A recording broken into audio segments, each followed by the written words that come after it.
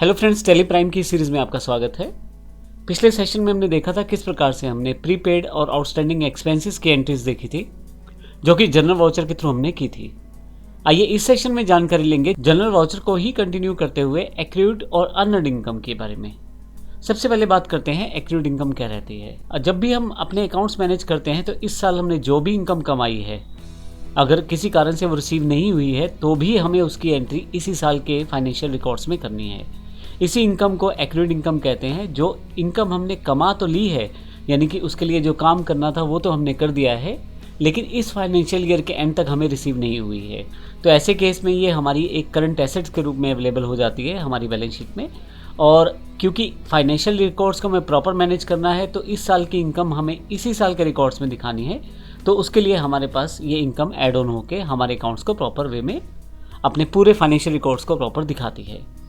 तो इसके लिए मेरे पास एक नीचे ट्रांजैक्शन है जिसको हम समझेंगे और ये समझेंगे कि किस तरह से हम आसानी से इन ट्रांजैक्शन को कर सकते हैं। देखिए 31/3 तक मेरे पास 1200 रुपये का इंटरेस्ट ड्यू था, जो कि 31/3/21 तक मुझे मिल जाना चाहिए था, लेकिन नहीं मिल पाया। और ये हमारा जो है 2020-2021 सेशन का ही जो इंटरेस्ट है वो मुझे मिलना चाहिए था और इसी साल की बुक्स में उसे एंटर करना है, पर किसी कारण से अभी तक मिल नहीं पाया है। अब ऐसे केस में ये एक्रूड इनकम है जो मेरे पास मिल जानी चाहिए थी इस साल के अंत तक, लेकिन नहीं मिल पाई, लेकिन मैंने वो कमा ली है, यानी कि इंटरेस्ट ड्यू हो चुका है। तो ऐसे केस में हम इसकी एंट्री किस प्रकार से करेंगे।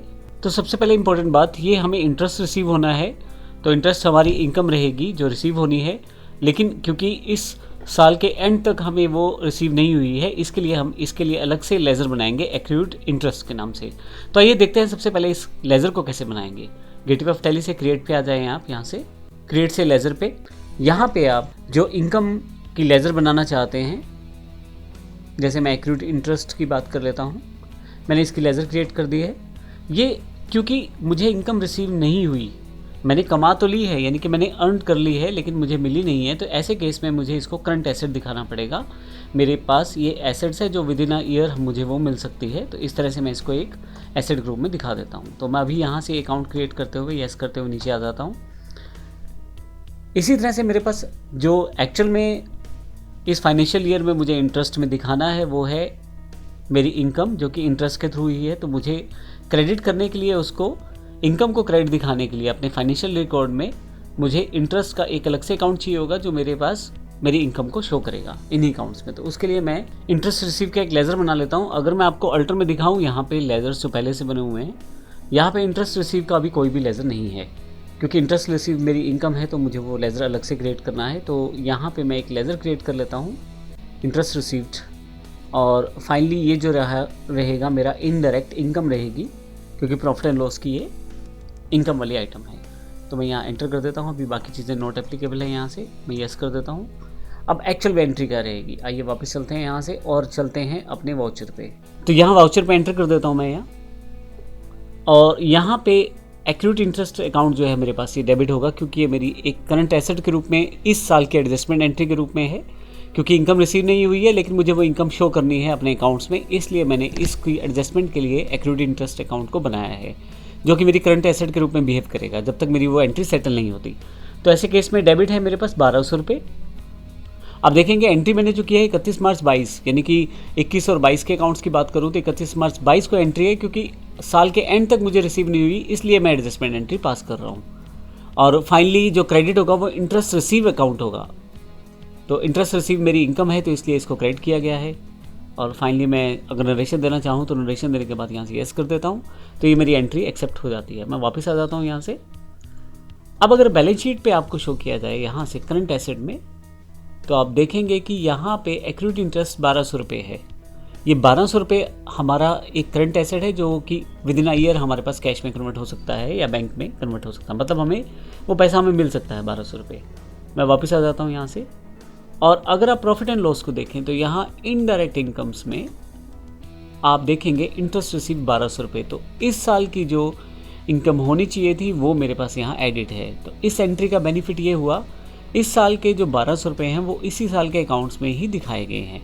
तो अब क्योंकि अकाउंट्स की बुक्स इसी तरह से मैनेज की जाती है कि जो जिस साल की एंट्री है वो उसी साल के अकॉर्डिंग ही उसको शो किया जाए, तो फाइनली हमने अपनी इस साल की इनकम को इसी साल में प्रॉफिट एंड लॉस में शामिल कर लिया है, जो कि 1200 रुपये हैं। अब यहाँ तक तो बात हुई 31 मार्च 2022 तक की, लेकिन जैसे ही हम 1 अप्रैल 2022 में जाएंगे और जब हमें मान लीजिए नेक्स्ट ईयर में इंटरेस्ट मिल जाएगा, तो ऐसे केस में हम उसकी एंट्री किस प्रकार से करेंगे, आइए उसको भी देख लेते हैं। तो सबसे पहले मैं यहाँ से ड्यूरेशन चेंज कर लेता हूँ। तो अगर आप यहाँ से देखेंगे तो अभी जो करंट पीरियड है वो 1 अप्रैल 21 से लेकर 31 मार्च 22 तक है। तो मैं यहाँ ऑल्ट F2 प्रेस कर देता हूँ शॉर्टकट के रूप में, और यहाँ पे मैं अपना जो पीरियड है वो चेंज कर लेता हूँ। यहाँ से मैं अगले साल के अकाउंट्स पे आ जाता हूँ, यानी कि जब ये एंट्री मुझे एडजस्ट करके दिखानी है। तो 1 अप्रैल 2022 से लेकर 31 मार्च 2023 तक के अकाउंट्स में मुझे इसकी एंट्री करनी होगी। अब अगर यहाँ पे मैं आपको बैलेंस शीट दिखाऊं तो यहाँ पे अभी भी आपको करंट एसेट में ये 1200 रुपये दिखाए गए हैं, क्योंकि अभी एडजस्टमेंट एंट्री नहीं हुई है। और इसी तरह से अगर आप यहाँ देखें profit and loss indirect income, अब यहाँ पे इसकी कोई भी एंट्री नहीं है। रीज़न क्योंकि ये इस साल की इनकम ही नहीं थी। तो आइए अब देखते हैं इस एंट्री को हम करेंगे किस प्रकार से। तो सबसे पहले वाउचर्स पे आते हैं, और मान लीजिए अब मुझे ये अमाउंट मिलने वाली है या मिल गई है, तो ऐसे केस में मुझे ये रिसीव होगा इंटरेस्ट। तो इसके लिए मैं रिसीव वाउचर सेलेक्ट कर लेता हूँ। अब मान लीजिए मुझे ये रिसीव जो हुआ है, ये मेरे पास पैसा जो मिला है वो बैंक के थ्रू मिला है, इंटरेस्ट बैंक के थ्रू मिला है। तो ऐसे केस में मैं IDBI बैंक को सिलेक्ट कर लेता हूँ। और अब ध्यान रखिएगा यहाँ पे एक्योर्ड इंटरेस्ट को आप प्रयोग करेंगे। यहाँ से मैं 1200 रुपये की एंट्री है वो कर लेता हूँ। तो अब देखें एक्योर्ड इंटरेस्ट जो है वो 1200 रुपये यहाँ पे क्लियर हो जाएगा। तो करंट बैलेंस उसका 0 हो गया है। तो जैसे आप एंट्री करेंगे एक्योर्ड इंटरेस्ट का जो हमारा एसेट साइड है वहाँ पे उसका बैलेंस 0 हो जाएगा, नील हो जाएगा, क्योंकि अब हमें ये रिसीव हो गई है इनकम। गलती से भी आपको यहाँ पे इंटरेस्ट रिसीव अकाउंट को क्रेडिट नहीं करना है, अदरवाइज़ वो इस साल की फाइनेंशियल ईयर की इनकम मान ली जाएगी। तो ध्यान रखिएगा, हमें इस साल की फाइनेंशियल ईयर की इनकम नहीं है, ये इनकम पिछले साल की है, मिल इस साल में रही है। तो इसलिए हमने इसकी एडजस्टमेंट एंट्री इस तरह से पास की है। तो अगर मैं इसको यहाँ पे चेंज मोड के थ्रू डबल एंट्री मोड में अगर आपको दिखाऊं तो कुछ इस तरह से ये एंट्री बनी है। एक्यूरेट इंटरेस्ट जो है वो क्रेडिट हो गया है 1000 रुपये से, और जो IDBI बैंक है वो डेबिट हो गया है 1000 रुपये से, क्योंकि बैंक में 1000 रुपये प्राप्त हुए हैं। तो इस तरह से हमने एंट्री की। एंटर करते हुए आगे की तरफ चलता हूँ मैं यहाँ से। तो आप अगर आपको चेक के थ्रू ये पेमेंट मिली है तो उसकी इन्फॉर्मेशन आप दे दें, इंस्ट्रूमेंट नंबर यानी कि चेक नंबर आप दे दें, फाइनली नरेशन कि आपकी जो पेमेंट है वो रिसीव हुई है, और यस कर देता हूँ इसे मैं। अब अगर मैं वापस जाऊँ और यहाँ पे बैलेंस शीट देखूँ तो आप देखेंगे यहाँ करंट एसेट में अब जो एक्रूड इनकम थी वो यहाँ पे नहीं है, क्योंकि हमने उसको रिसीव कर लिया है, इसलिए यहाँ से करंट एसेट से वो इनकम हट गई है।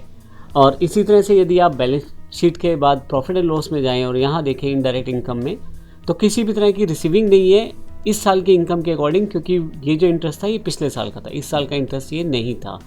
तो इस तरह से हमने देखा किस प्रकार से एक्रूड इनकम को हम लोग अपनी अकाउंट्स में सेटल करते हैं और किस प्रकार से अपने फाइनेंशियल ईयर में उसे एडजस्ट करके दिखाते हैं। धन्यवाद।